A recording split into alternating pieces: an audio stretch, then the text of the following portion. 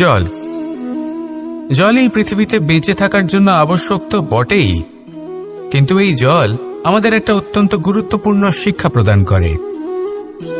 কখনো এই জলকে দেখেছেন?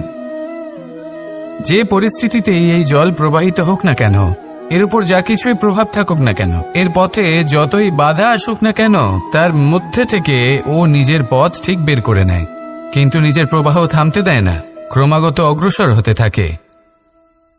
সেরকমই একটা শিক্ষা যেটা আমরা জল থেকে পেয়ে থাকি তা হলো এটা, আমরা যখন জলের দিকে তাকাই তখন আমরা নিজের প্রতিবিম্ব দেখি, স্পষ্টভাবে দেখতে পাই, কিন্তু তখনই দেখতে পাই যখন এই জল শান্ত থাকে, স্থির থাকে। যদি এই জল অশান্ত হয়ে থাকে, স্থির না হয়, তাহলে আমরা এতে নিজের প্রতিবিম্ব দেখতে পাই না। এটাই আমাদের মনের সাথেও হয়ে থাকে। যখনই জীবনে কোনো সংকট আসে, যদি আমরা শান্ত মনে, স্থির মনে সিদ্ধান্ত নিই, তাহলে সেটা এমন একটা শীতল সিদ্ধান্ত হবে যেটা আমাদের ভবিষ্যৎকে একটা শ্রেষ্ঠ স্থানে নিয়ে যাবে। যদি এই মন অশান্ত হয়, বিচলিত হয়, পীড়িত হয়, দুঃখিত হয়ে থাকে, রুষ্ট হয়ে থাকে, তাহলে অনেক সময় আমরা এমন সিদ্ধান্ত নিই যেটা আমাদের জন্য অনুচিত প্রমাণিত হয়। যখন আপনি ক্রুদ্ধ ছিলেন বা দুঃখের বশে ছিলেন, তখন অনেক সময় হয়তো এমন সিদ্ধান্ত নিয়েছেন যেটার জন্য ভবিষ্যতে আপনি অনুশোচনা করেছেন। এবার দেখুন, এই আবেগগুলো থেকে আমরা পালাতে পারবো না, কিন্তু এই আবেগগুলো আপনার উপর কতটা প্রভাব ফেলবে সেটা আমরা অবশ্যই ঠিক করতে পারি। এই মনকে আমরা নিয়ন্ত্রণ করতে পারি। এটাই করুন, চিন্তা করুন, এই মনকে শান্ত রাখুন, স্থির হতে চেষ্টা করুন, আর তারপরে সিদ্ধান্ত নিন। আসুন আমার সাথে ভালোবেসে বলুন, রাধা রাধা। এই সংসারে ভৌতিক বস্তুরও নিয়তি আছে। যারাই এই সংসারে আসে বা উৎপন্ন হয়, তারা কিছুমাত্র সময় পর্যন্তই এখানে থাকতে পারে, আর তারপরে সেও লুপ্ত হয়ে যায়, অর্থাৎ সে নিজেও এই পঞ্চমহাভূতে সমাহিত হয়ে যায়। আমাদের সাথেও ঠিক এটাই হয়। সেই জন্যই ঈশ্বর দ্বারা প্রদত্ত এই উপহারের বিষয়ে ভাবুন, এই জীবনের বিষয়ে ভাবুন। ঠিক যেমন বিশ্বাস ভঙ্গ হলে কোনো ব্যক্তি আমাদের কাছে অপরিচিত হয়ে যান, ঠিক সেরকমই শেষ নিঃশ্বাস ত্যাগের পর এই শরীরও আমাদের কাছে পরই হয়ে যায়। তাই এই শরীর থাকাকালীন শ্রেষ্ঠভাবে একে সদ্ব্যবহার করুন, এই জীবনে শ্রেষ্ঠ কর্ম করুন, আর এই জীবনকে শ্রেষ্ঠভাবে যাপন করার জন্য কিছু কথা বোঝা প্রয়োজনীয়। যদি আপনি কারোর প্রশংসা করেন, তাহলে পূর্ণ হৃদয় দিয়ে করুন। যদি আপনি হস্তক্ষেপ করে থাকেন, তাহলে মস্তিষ্ক দ্বারা করুন। যদি আপনি সমীক্ষা করেন, তাহলে বিবেক দ্বারা করুন। যদি আপনি ধন অর্জন করতে চান, তাহলে নীতি অনুসারে চলুন। যদি জীবনযাপন করতে চান, তাহলে রীতি মেনে করুন। আর যদি ঈশ্বরের ভজন করতে চান, তাহলে ভক্তিভাব নিয়ে করুন। শুধু এই কথা মনে রাখবেন যে আপনার এই জীবন কিন্তু অনিশ্চিত কাল পর্যন্তই আছে। কতক্ষণ আছে সেটা কেউ জানে না। তাই কিছু মুহূর্ত যেটা যাপন করতে আমরা এখানে এসেছি, সেখানে ক্রোধ, অহংকার, ঈর্ষা, এইসব আবেগের কি গুরুত্ব বলুন তো? এগুলো ত্যাগ করুন। মানুষকে ক্ষমা করতে শিখুন, আস্তে আস্তে বিশ্বাস করতে শিখুন। এই সংসারে নিঃস্বার্থভাবে প্রেম করতে শিখুন, আর সবার মধ্যে আনন্দ বিতরণ করুন। তাই এই সব গুণ যদি আপনি আত্মসাৎ করতে পারেন, তাহলে আপনার জীবনে শুধু আনন্দ এবং আনন্দই বিরাজমান হবে। আসুন আমার সাথে ভালোবেসে বলুন, রাধা রাধা। আমরা সবাই পাথর দেখেছি, পর্বতও দেখেছি, শুকনো পাতাও দেখেছি, শ্যামল বনানীও দেখেছি। কখনো ভেবেছেন পাথরের অস্তিত্ব কিন্তু ততক্ষণ পর্যন্ত যতক্ষণ সে পর্বতের গায়ে আটকে থাকে। যখন সেই পর্বত থেকে সেই পাথর ভিন্ন হয়ে যায় ও নিজের অস্তিত্ব হারিয়ে ফেলে, আস্তে আস্তে কখনো পাথর কেটে বা কখনো পিষ্ট হয়ে সেই পাথর আস্তে আস্তে মাটিতে পরিণত হয় এবং পূর্ণরূপে নিজের অস্তিত্ব হারিয়ে ফেলে। এটাই পাতার সাথেও হয়। এই পাতা যতক্ষণ গাছের ডালের সাথে যুক্ত ততক্ষণ তার অস্তিত্ব থাকে। যখনই ডাল থেকে বিচ্ছিন্ন হয় সেও নিজের অস্তিত্ব হারিয়ে ফেলে। আর এটাই আমাদের সাথেও হয়।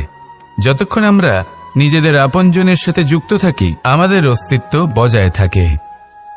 যখন আপনজনদের সাথে সম্পর্ক ছিন্ন করি তখন আমরাও আমাদের অস্তিত্ব হারিয়ে ফেলি।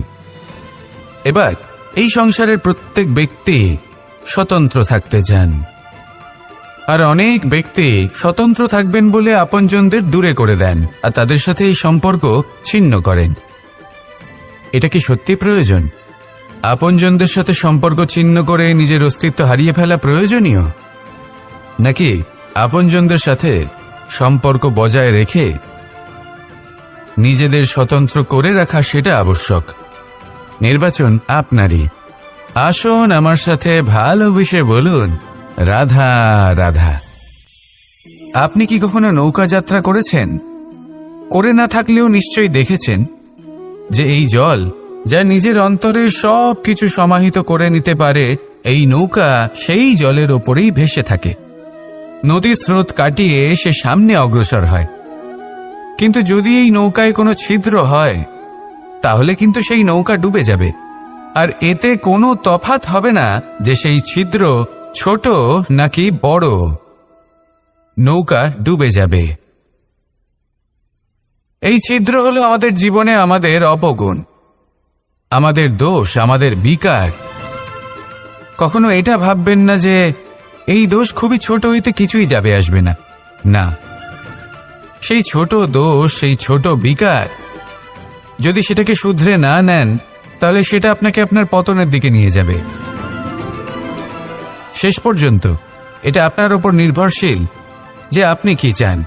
আপনার জীবনের এই নৌকা এভাবেই ডুবে যেতে দেখবেন, নাকি নিজেকে শুধরে নিয়ে সেই নৌকার সেই ছিদ্রটাকে ভরিয়ে তুলতে চাইবেন? নির্বাচন আপনার। আসুন আমার সাথে ভালোবেসে বলুন, রাধা রাধা। আমরা প্রত্যেকেই অবশ্যই এমন সময় দেখেছি যখন অনেকগুলো সমস্যা একসাথে আমাদের জীবনে এসে পড়ে। সমস্যা আমাদের প্রত্যেকের জীবনেই থাকে। আমরা তার সমাধান খুঁজতে চেষ্টা করি, কখনো সমাধান খুঁজে পাই, আবার কখনো যতই চেষ্টা করি না কেন কোনো সমাধান খুঁজেই পাই না। আর যখন এটা হয় তখন মানুষ অত্যন্ত বিচলিত হয়ে পড়েন। নিজের আত্মীয় স্বজন, নিজের বন্ধু বা সংসার, এদের ওপরে এই দোষ চাপিয়ে দেন যে এদের জন্যই এই সমস্যা এসেছে। এবার যদি আমি আপনাকে কোনো পরামর্শ দিই তাহলে এটাই বলবো যে দৃষ্টিভঙ্গি পাল্টে দেখুন। এই দৃষ্টিভঙ্গি দিয়ে দেখুন যে এই সংসারে যে সমস্যায় আসুক না কেন তার জন্য কেউ দোষী নয়, না আপনি না অন্য কেউ। এই পুরো খেলাটাই আপনার মানসিকতা, আপনার দৃষ্টিভঙ্গি, আপনার মনের। কিভাবে বোঝাচ্ছি? যখন আমাদের মন শক্ত থাকে তখন কঠিন থেকে কঠিনতর পরিস্থিতিও আমাদের জীবনে খুব বেশি হলে প্রতিস্পর্ধা হয়ে থেকে যায়।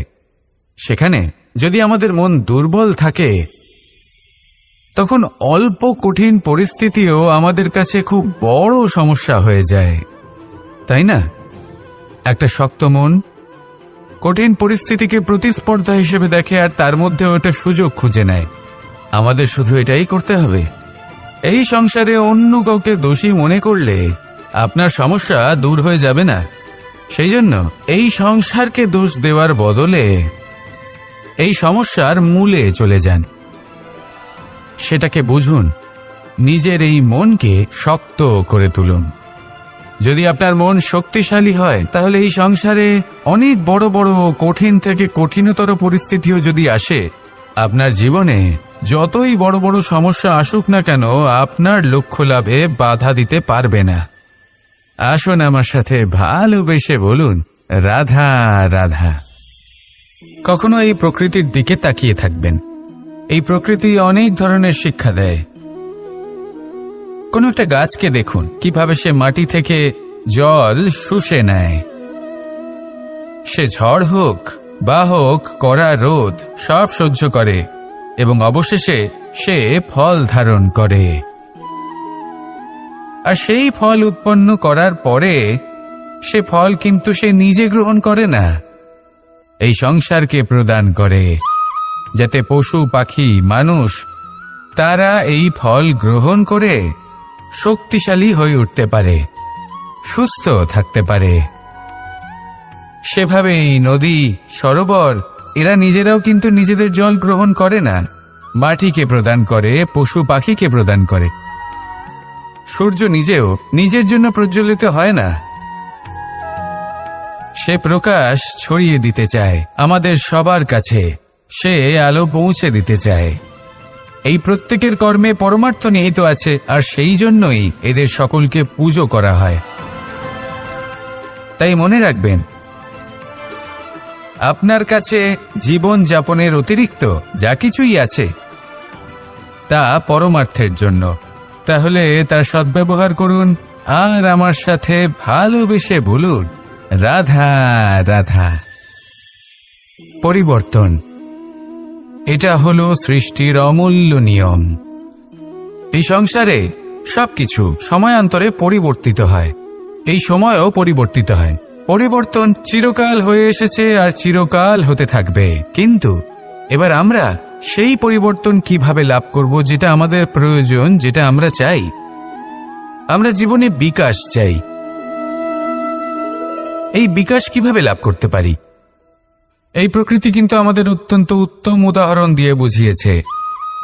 একটি বিন্দুর উদাহরণ দিয়েছে যা ভবিষ্যতে একটা বিশাল নদীর আকার ধারণ করে।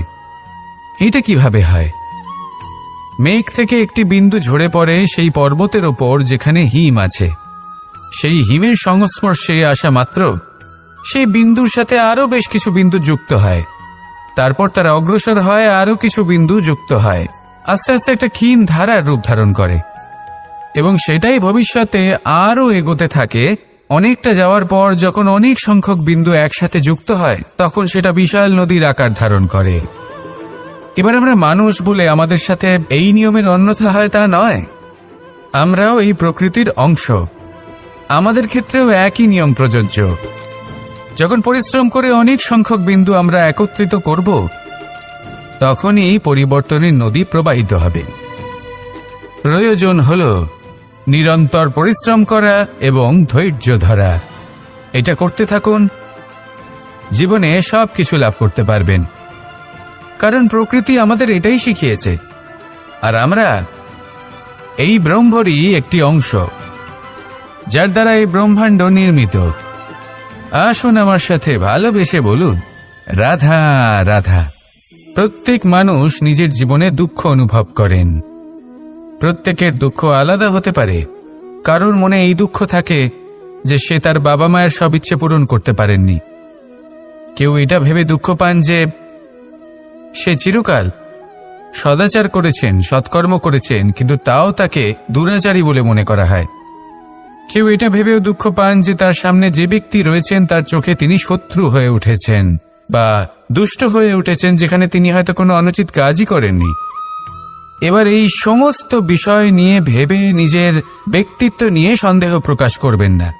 যদি নিজের ব্যক্তিত্ব নিয়ে কোনো সন্দেহ থেকে থাকে, তাহলে কর্ম সংক্রান্ত প্রশ্ন করুন যে আপনি যা করেছেন তাতে কি উচিত ছিল, কি অনুচিত ছিল। যেটা প্রয়োজন সেটা এটা বোঝার যে আপনার অন্তর্মন, আপনার বিবেক আপনাকে কি বলছে, আর আপনার অন্তর্মন আর আপনার বিবেক আপনাকে যেটা করতে বলবে শুধু সেটাই করুন। আর তারপরে এই সংসার কি বলবে, কি ভাববে সেসব নিয়ে ভাবতে যাবেন না, কারণ এই সংসার তো ঈশ্বরকেও প্রশ্ন করে থাকে, ঈশ্বরকেও দোষী মনে করে। কখনো কখনো যখন কোনো ঘটনা মানুষের ইচ্ছা অনুযায়ী ঘটে না, তখন মানুষ এটা বলে যে হে ঈশ্বর, আপনি আমার পাশে থাকলেন না, আপনি বড়ই কঠোর, এটা আপনার দোষ। যেখানে বেশিরভাগ সময় হয়তো সে নিজেই নিজের কর্মফল ভোগ করছে, আর কখনো কখনো ঈশ্বর হয়তো তার জন্য আরো ভালো কোনো পরিকল্পনা করে রেখেছেন, কিন্তু মানুষ সেটা বুঝতে পারে না। তাই দিনের শেষে যেটা প্রয়োজন সেটা হলো নিজের মনের কথা বুঝতে হবে। আপনার বিবেক কি বলছে শুধু সেটাই করুন, আর সামনে এগোতে থাকুন। আমার সাথে ভালোবেসে বলুন, রাধা রাধা। পাশা নামক এই খেলাটি আপনারা নিশ্চয়ই খেলেছেন, না খেলে থাকলে দেখেছেন, আর যদি দেখেও না থাকেন তাহলে নিশ্চিত রূপে শুনেছেন। মহাভারতের এই মহাযুদ্ধ কোথাও না কোথাও এই পাশা নামক খেলার কারণে হয়েছিল। পাশার এই বিচিত্র খেলা, দান, এইসবের কারণে কেউ নিজের মাথায় রাজমুকুট পরিধান করেছিলেন, আবার সেখানে পরাজিত হওয়ার জন্য কাউকে বনবাস ভোগ করতে হয়েছিল।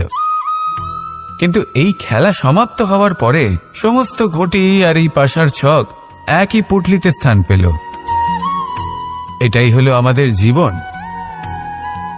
এই সংসারে আমরা জয় পরাজয়ের বিষয়ে এতটাই ভাবি, এত চিন্তা করি যে এই জীবনের খেলার আনন্দটাই উপভোগ করতে পারি না। আর অবশেষে কি হয়? কেউ জয়ী হন, কেউ পরাজিত হন, কিন্তু দুজনেই একই স্থানে পৌঁছে যান। প্রত্যেক ব্যক্তি মৃত্যুর পরে একটি নির্দিষ্ট স্থানেই পৌঁছতে বাধ্য, কিন্তু ততক্ষণ এই জীবন, এই খেলা, তার আনন্দ উপভোগ করুন। এই সংসারে সেই ব্যক্তি শ্রেষ্ঠ স্থানে পৌঁছতে পেরেছেন যিনি এই সংসারকে প্রকাশ প্রদান করেছেন, যিনি কখনো জয় পরাজয় এ বিষয়ে ভাবেননি, শুধু এই জীবনের খেলার আনন্দ উপভোগ করেছেন। এটাই আপনিও করুন, আর আমার সাথে ভালোবেসে বলুন, রাধা রাধা। আমরা সকলে সামাজিক জীব। মানুষের সাথে দেখা সাক্ষাৎ করা এটা চিরকালই চলতে থাকে। আমরা কখনো কাউকে উপহার দিই, আবার কখনো কেউ আমাদের উপহার দেয়। কখনো কি এমন হয়েছে যে আপনি কাউকে একটা উপহার দিয়েছেন, কিছু সময় পরে বা কিছু মাস পরে সেই উপহারই ঘুরে ফিরে আপনার কাছেই এসেছে, অর্থাৎ সেই বস্তুটাই আপনার কাছে আবার ফিরে এলো? এরকম হয়। ছেলেবেলায় একদিন একজনের বিবাহ ছিল, তখন মা তাকে একটা উপহার দিতে চাইছিলেন, তাই তিনি একটা পোশাক বানালেন আর সেটাকে সুসজ্জিত করছিলেন। আমি দেখলাম আর জিজ্ঞেস করলাম যে মা, এই পোশাক এত সুসজ্জিত করার কি আছে?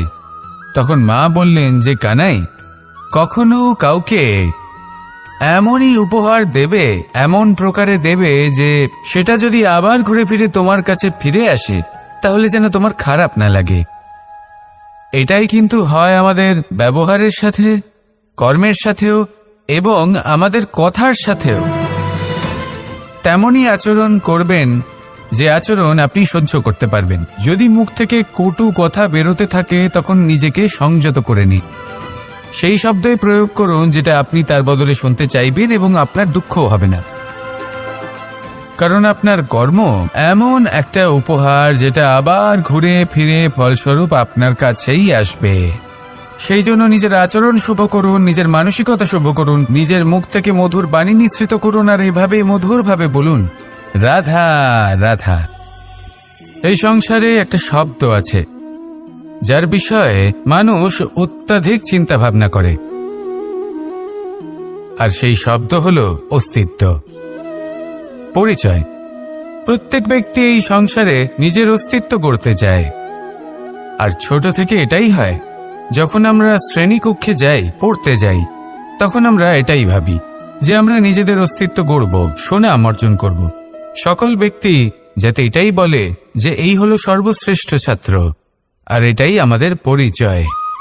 কার্যক্ষেত্রেও আমরা ঠিক এইটাই চেষ্টা করি, পরিশ্রম করতে থাকি এবং ভবিষ্যতে গিয়ে আমরা নিজেদের পরিচয় খুঁজে পাই। পরিচয়ের সাথে সাফল্য আসে, আর সাফল্যের সাথে আসে অস্তিত্ব। আর যখন এই দুটি সংযুক্ত হয় তখন মানুষ অসফলতার কথা ভেবে ভয়ভীত হয়ে পড়ে, আর এটা ভাবতে থাকে যে যদি আমি অসফল হই তাহলে সেই পরিচিতির কি হবে, সেই নামের কি হবে, সেই সব কিছু যে আমি অর্জন করেছি তার কি হবে। সে ভয়ভীত হয়ে পড়ে, আর এই ভয়ের কারণে তার বিকাশ কোথাও না কোথাও অবরুদ্ধ হয়। সে শ্রেষ্ঠ কর্ম করা বন্ধ করে দেয় এবং শুধুই সুরক্ষিত থাকতে চেষ্টা করে। আর অসফল হলে তাতে ভয় পাওয়ার কোনো প্রয়োজন নেই, কারণ যখন আপনি সফল হন তখন এই সাফল্য আপনার পরিচয় এই সংসারের সাথে করায়।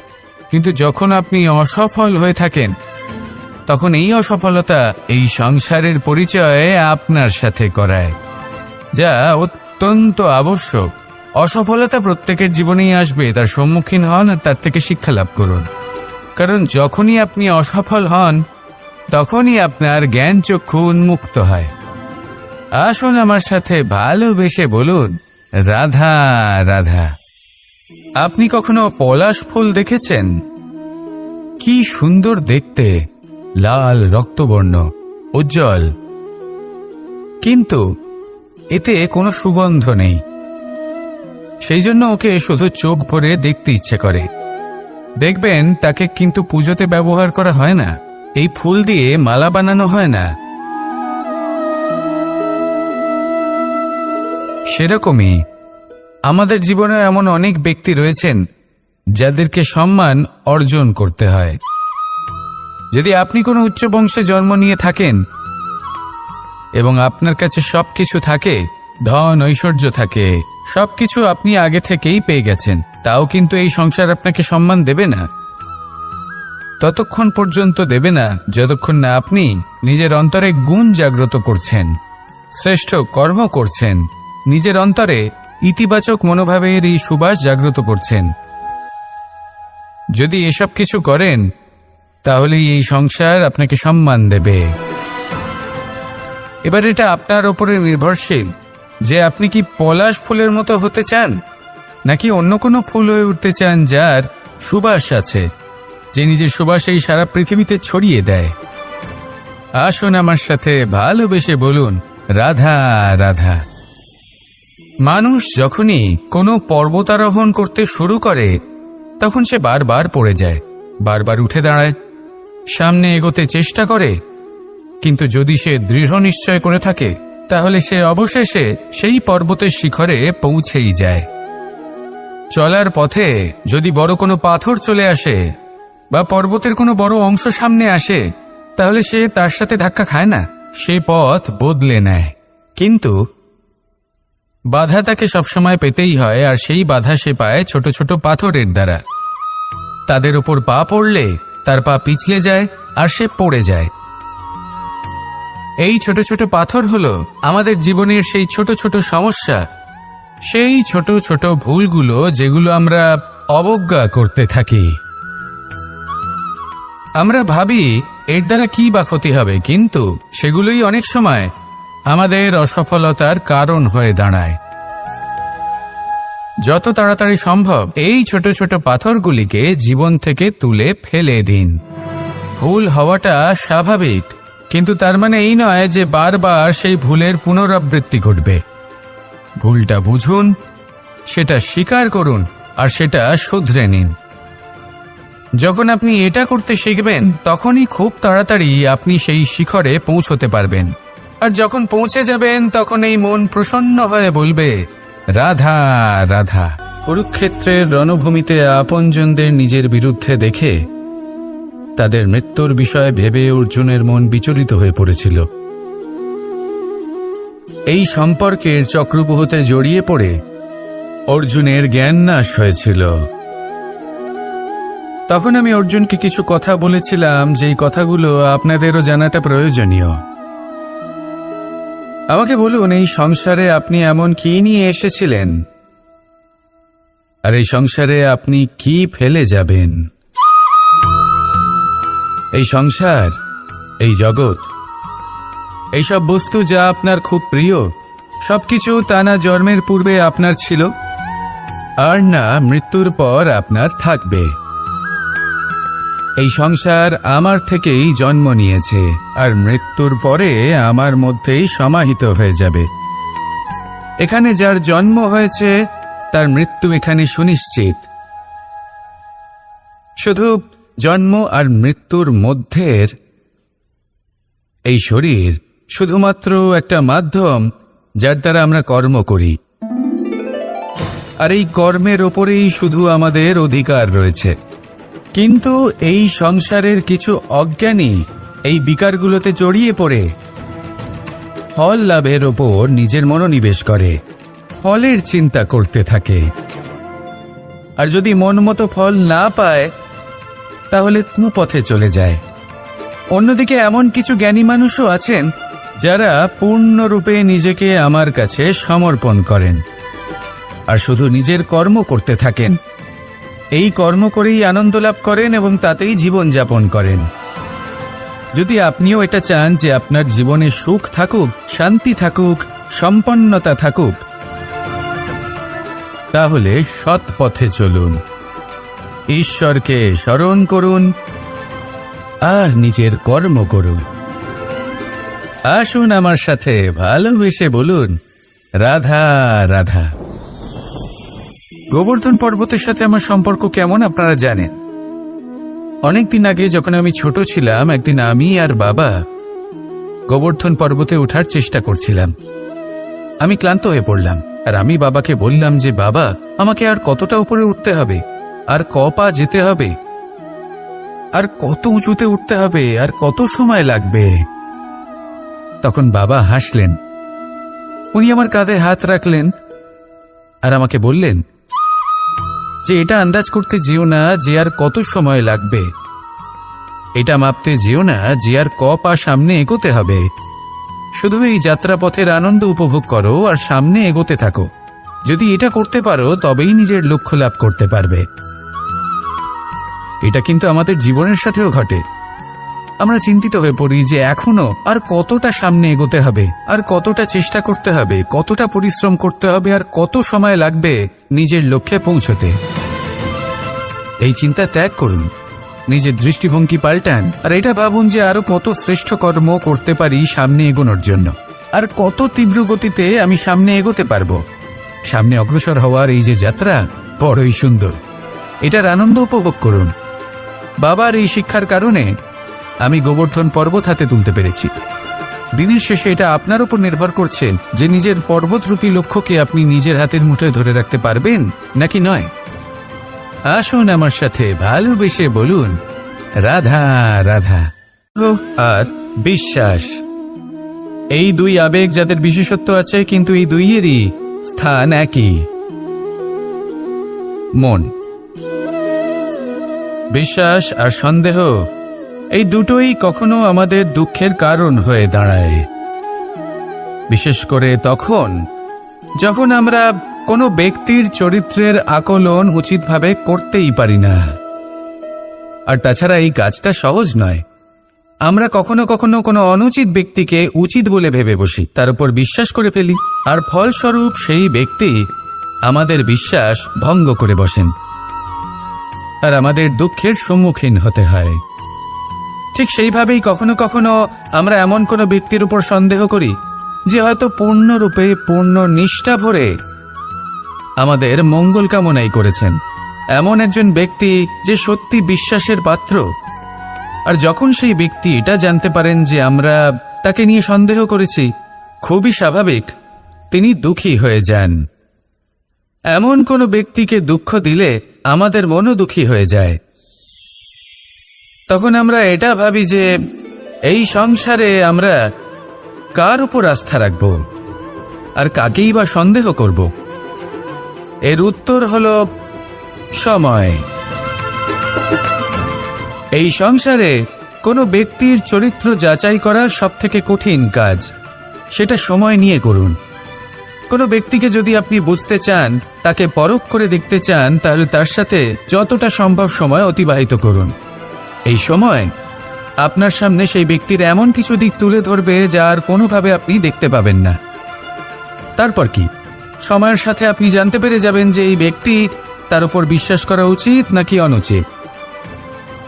শুধু এভাবেই যাচাই করুন আর আমার সাথে ভালোবেসে বলুন, রাধা রাধা।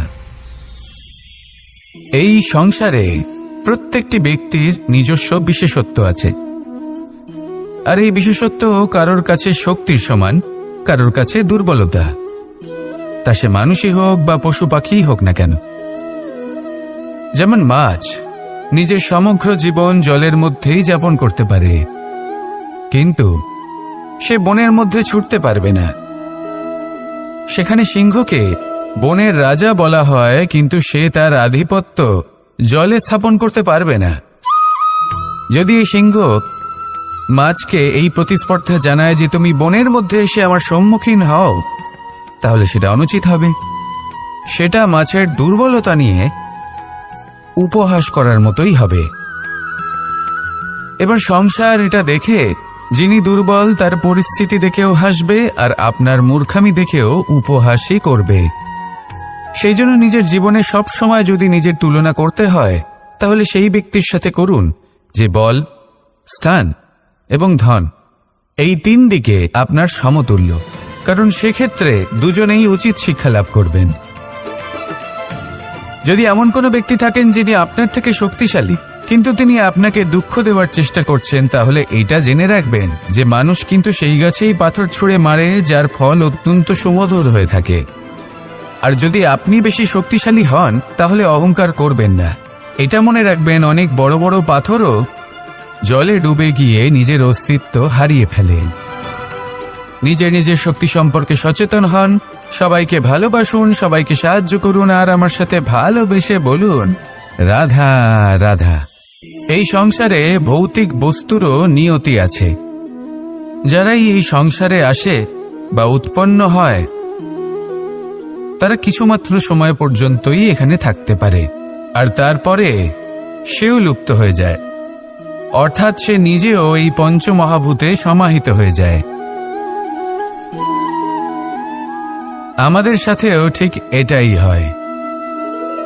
সেই জন্যই ঈশ্বর দ্বারা প্রদত্ত এই উপহারের বিষয়ে ভাবুন, এই জীবনের বিষয়ে ভাবুন।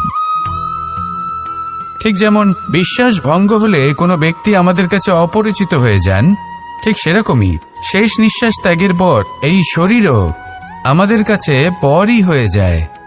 তাই এই শরীর থাকাকালীন শ্রেষ্ঠভাবে একে সদ্ব্যবহার করুন, এই জীবনে শ্রেষ্ঠ কর্ম করুন। আর এই জীবনকে শ্রেষ্ঠভাবে যাপন করার জন্য কিছু কথা বোঝা প্রয়োজনীয়। যদি আপনি কারোর প্রশংসা করেন তাহলে পূর্ণ হৃদয় দিয়ে করুন। যদি আপনি হস্তক্ষেপ করে থাকেন তাহলে মস্তিষ্ক দ্বারা করুন। যদি আপনি সমীক্ষা করেন তাহলে বিবেক দ্বারা করুন। যদি আপনি ধন অর্জন করতে চান তাহলে নীতি অনুসারে চলুন।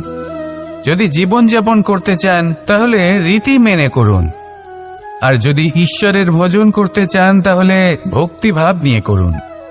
শুধু এই কথা মনে রাখবেন যে আপনার এই জীবন কিন্তু অনিশ্চিত কাল পর্যন্তই আছে। কতক্ষণ আছে সেটা কেউ জানে না। তাই কিছু মুহূর্ত যেটা যাপন করতে আমরা এখানে এসেছি, সেখানে ক্রোধ, অহংকার, ঈর্ষা, এইসব আবেগের কি গুরুত্ব বলুন তো? এগুলো ত্যাগ করুন। মানুষকে ক্ষমা করতে শিখুন। আস্তে আস্তে বিশ্বাস করতে শিখুন। এই সংসারে নিঃস্বার্থভাবে প্রেম করতে শিখুন, আর সবার মধ্যে আনন্দ বিতরণ করুন। তাই এই সব গুণ যদি আপনি আত্মসাৎ করতে পারেন তাহলে আপনার জীবনে শুধু আনন্দ এবং আনন্দই বিরাজমান হবে। আসুন আমার সাথে ভালোবেসে বলুন রাধা রাধা। জল এই পৃথিবীতে বেঁচে থাকার জন্য আবশ্যক তো বটেই, কিন্তু এই জল আমাদের একটা অত্যন্ত গুরুত্বপূর্ণ শিক্ষা প্রদান করে। কখনো এই জলকে দেখেছেন? যে পরিস্থিতিতেই এই জল প্রবাহিত হোক না কেন, এর উপর যা কিছুই প্রভাব থাকুক না কেন, এর পথে যতই বাধা আসুক না কেন, তার মধ্যে থেকে ও নিজের পথ ঠিক বের করে নেয়, কিন্তু নিজের প্রবাহ থামতে দেয় না, ক্রমাগত অগ্রসর হতে থাকে। সেরকমই একটা শিক্ষা যেটা আমরা জল থেকে পেয়ে থাকি তা হলো এটা, আমরা যখন জলের দিকে তাকাই তখন আমরা নিজের প্রতিবিম্ব দেখি, স্পষ্টভাবে দেখতে পাই। কিন্তু তখনই দেখতে পাই যখন এই জল শান্ত থাকে, স্থির থাকে। যদি এই জল অশান্ত হয়ে থাকে, স্থির না হয়, তাহলে আমরা এতে নিজের প্রতিবিম্ব দেখতে পাই না। এটাই আমাদের মনের সাথেও হয়ে থাকে। যখনই জীবনে কোনো সংকট আসে, যদি আমরা শান্ত মনে, স্থির মনে সিদ্ধান্ত নিই, তাহলে সেটা এমন একটা শীতল সিদ্ধান্ত হবে যেটা আমাদের ভবিষ্যৎকে একটা শ্রেষ্ঠ স্থানে নিয়ে যাবে। যদি মন অশান্ত হয়, বিচলিত হয়, পীড়িত হয়, দুঃখিত হয়ে থাকে, রুষ্ট হয়ে থাকে, তাহলে অনেক সময় আমরা এমন সিদ্ধান্ত নিই যেটা আমাদের জন্য অনুচিত প্রমাণিত হয়। যখন আপনি ক্রুদ্ধ ছিলেন বা দুঃখের বশে ছিলেন, তখন অনেক সময় হয়তো এমন সিদ্ধান্ত নিয়েছেন যেটার জন্য ভবিষ্যতে আপনি অনুশোচনা করেছেন। এবার দেখুন, এই আবেগগুলো থেকে আমরা পালাতে পারবো না, কিন্তু এই আবেগগুলো আপনার উপর কতটা প্রভাব ফেলবে সেটা আমরা অবশ্যই ঠিক করতে পারি। এই মনকে আমরা নিয়ন্ত্রণ করতে পারি। এটাই করুন, চিন্তা করুন, এই মনকে শান্ত রাখুন, স্থির হতে চেষ্টা করুন, আর তারপরে সিদ্ধান্ত নিন। আসুন আমার সাথে ভালোবেসে বলুন, রাধা রাধা। আপনি কি কখনো নৌকা যাত্রা করেছেন? করে না থাকলেও নিশ্চয়ই দেখেছেন যে এই জল যা নিজের অন্তরে সব কিছু সমাহিত করে নিতে পারে, এই নৌকা সেই জলের ওপরেই ভেসে থাকে। নদীর স্রোত কাটিয়ে সে সামনে অগ্রসর হয়। কিন্তু যদি এই নৌকায় কোনো ছিদ্র হয় তাহলে কিন্তু সেই নৌকা ডুবে যাবে।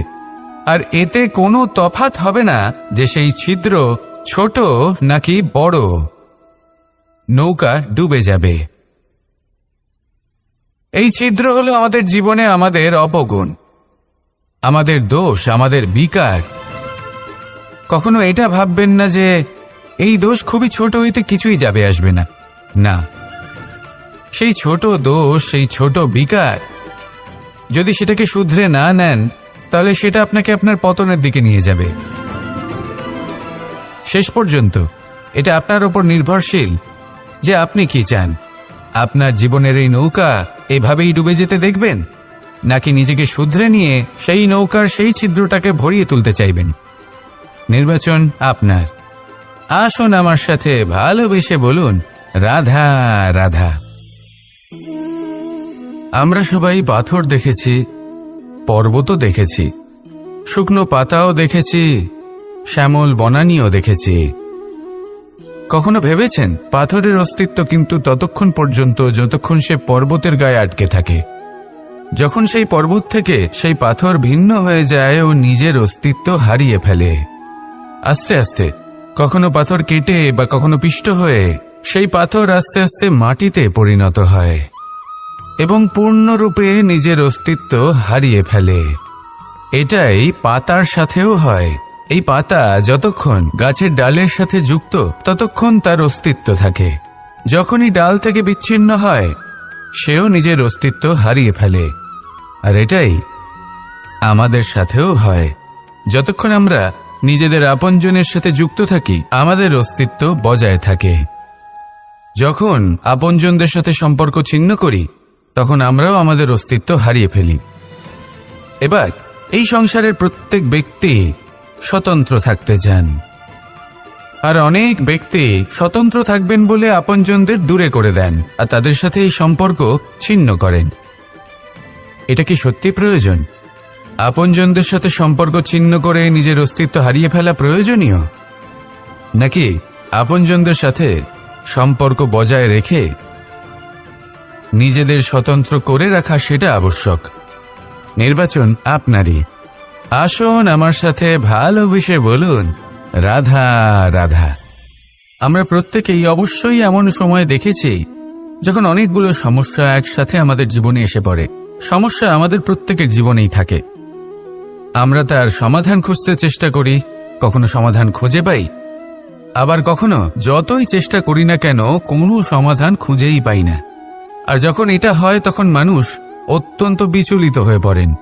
নিজের আত্মীয় স্বজন, নিজের বন্ধু বা সংসার, এদের ওপরে এই দোষ চাপিয়ে দেন যে এদের জন্যই এই সমস্যা এসেছে। এবার যদি আমি আপনাকে কোনো পরামর্শ দিই তাহলে এটাই বলবো যে দৃষ্টিভঙ্গি পাল্টে দেখুন। এই দৃষ্টিভঙ্গি দিয়ে দেখুন যে এই সংসারে যে সমস্যায় আসুক না কেন তার জন্য কেউ দোষী নয়, না আপনি না অন্য কেউ। এই পুরো খেলাটাই আপনার মানসিকতা, আপনার দৃষ্টিভঙ্গি, আপনার মনের। কিভাবে বোঝাচ্ছি? যখন আমাদের মন শক্ত থাকে তখন কঠিন থেকে কঠিনতর পরিস্থিতিও আমাদের জীবনে খুব বেশি হলে প্রতিস্পর্ধা হয়ে থেকে যায়। সেখানে যদি আমাদের মন দুর্বল থাকে তখন অল্প কঠিন পরিস্থিতিও আমাদের কাছে খুব বড় সমস্যা হয়ে যায়, তাই না? একটা শক্ত মন কঠিন পরিস্থিতিকে প্রতিস্পর্ধা হিসেবে দেখে আর তার মধ্যে ওটা সুযোগ খুঁজে নেয়। আমাদের শুধু এটাই করতে হবে, এই সংসারে অন্য কাউকে দোষী মনে করলে আপনার সমস্যা দূর হয়ে যাবে না। সেই জন্য এই সংসারকে দোষ দেওয়ার বদলে এই সমস্যার মূলে চলে যান, সেটাকে বুঝুন, নিজের এই মনকে শক্ত করে তুলুন। যদি আপনার মন শক্তিশালী হয় তাহলে এই সংসারে অনেক বড় বড় কঠিন থেকে কঠিনতর পরিস্থিতিও যদি আসে, আপনার জীবনে যতই বড় বড় সমস্যা আসুক না কেন আপনার লক্ষ্য লাভে বাধা দিতে পারবে না। আসুন আমার সাথে ভালোবেসে বলুন, রাধা রাধা।